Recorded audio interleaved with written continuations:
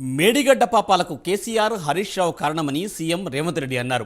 కేసీఆర్ వేసిన నిపుణుల కమిటీయే ప్రాణహిత చేవేళ సాధ్యమైన నివేదిక ఇచ్చిందని చెప్పారు. మేడిగడ్డ కట్టాలి అన్నది కేసీఆర్ ఆలోచన అని, కాళేశ్వరం ప్రాజెక్టు తెలంగాణ ప్రజానికానికి కళంకంగా మారిందని మండిపడ్డారు. దోచుకోవాలి దాచుకోవాలని మేడిగడ్డ కట్టారని రేవంత్ రెడ్డి ఆరోపించారు. కాళేశ్వరం ప్రాజెక్టు తెలంగాణ సమాజానికి ఒక కళంకంగా మారింది అధ్యక్ష. ఇవాళ ఈ కళంకాన్ని నిలువెత్తు ఆధారాలు అక్కడ ఉంటే పక్కున పగిలిపోయి రెండుగా చీలిపోయి నేలకు కుంగిపోయి నిటారుగాడపోయి నిలబడితే సిగ్గుతో తెలంగాణ సమాజం తల వంచుకొని పరిస్థితులు కల్పించిన వాళ్ళు ఇంకా నిస్సిగ్గుగా సభలో నిలబడి మమ్మల్ని ప్రశ్నిస్తారా అధ్యక్ష? ఆనాడు జరిగిన తప్పిదాలను సరిదిద్దడానికి ఉమ్మడి రాష్ట్రంలో సమైక్య పాలనలో తీసుకుంటున్న నిర్ణయాలు తెలంగాణ సమాజానికి మేలు చేకూర్చడం లేదు అనే ఎన్నో ఒడిదుడుకులను ఎదుర్కొని 4 కోట్ల తెలంగాణ ప్రజలకు 60 సంవత్సరాల ఆకాంక్షను అమలు చేయడానికి శ్రీమతి సోనియా గాంధీ గారు తెలంగాణ రాష్ట్రం ఇచ్చింది అధ్యక్ష.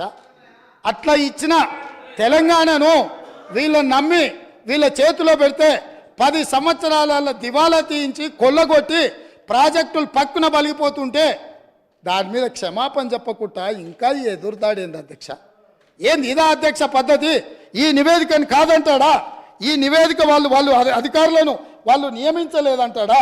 లేకపోతే ఈ నివేదిక సంబంధం లేదంటాడా అని నేను అడుగుతున్నా అధ్యక్ష. ఇవాళ మాజీ మంత్రి హరీష్ రావు గారిని నేను నిలదీస్తున్నా. మీరు బాధ్యులు, మీరు ఈ దుర్మార్గాలకు పాల్పడ్డది మీరు. మిమ్మల్ని ఎందుకు 2014 నుంచి 18 వరకు మిమ్మల్ని చంద్రశేఖరరావు గారు మంత్రిగా కొనసాగించి 18లో ఎందుకు మిమ్మల్ని మంత్రిగా బర్తరఫ్ చేసిండని నేను అడుగుతున్నా.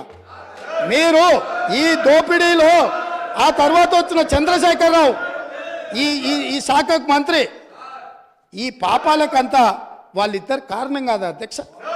అంటే మంత్రి గారు వాస్తవాల ప్రాతిపదికన ఇచ్చిన పవర్ పాయింట్ ప్రజెంటేషన్ కూడా తప్పుల తడక అని చెప్పి దూషించడం ద్వారా గతంలో జరిగిన తప్పులను కప్పిపుచ్చుకోవడానికి తీవ్రమైన ప్రయత్నం చేస్తున్నారు అధ్యక్ష.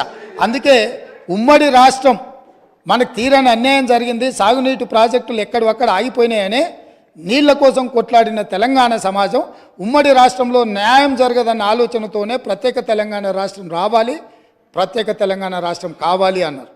తెలంగాణ ఇచ్చింది మేమే, తెలంగాణ తెచ్చింది మా వాళ్ళు. అక్కడ ఉన్నాడు పొన్నం ప్రభాకర్ గారు, రాజగోపాల్ రెడ్డి గారు, వివేక్ వెంకటస్వామి గారు.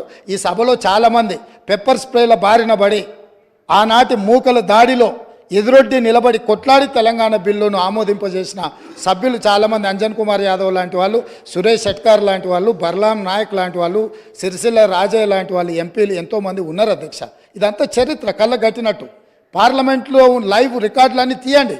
ఆ రోజు బిల్లు ప్రవేశపెట్టినప్పుడు చంద్రశేఖరరావు గారు ఎక్కడుండే, ఈ సభ్యులందరూ ఎక్కడుండేనో ఒకసారి చరిత్రను కూడా చూడాల్సిందిగా తమకు విజ్ఞప్తి చేస్తూ